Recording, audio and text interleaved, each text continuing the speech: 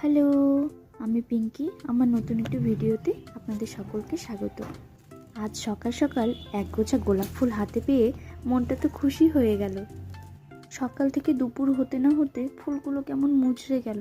তো ভাবছি ফুলগুলো এভাবে নষ্ট হয়ে যাবে, তাই একে একে সব কটা ফুল ছিঁড়ে ফুলের বড় বড় পাপড়িগুলোকে একদিকে রেখেছি।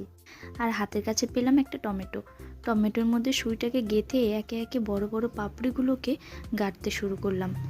গেঁথে এভাবে তৈরি করে নিলাম একটা গাজরা। তোমরা দেখে বলো গাজরাটা কেমন হয়েছে। আমার মেয়ের চুলগুলো ভীষণ ছোট, তাই খোপাটা ঠিকঠাক করতে পারিনি, তবে তার মাথাতেই আমি দেখাচ্ছি গাজরাটা কেমন লাগছে পরে। প্রথমে নিচ দিয়ে দেখলাম ভালো লাগছে, ওপরেও দেখো খুব সুন্দর লাগছে বলো। তা হাতেও পরে দেখছি না, খুব ভালো লাগছে। আর এই কোমল কোমল পাপড়িগুলো হাতে টাচ হলেও কত ভালো লাগে না। Thank you for the gift. টাটা, দেখা হচ্ছে নতুন একটা ভিডিওতে।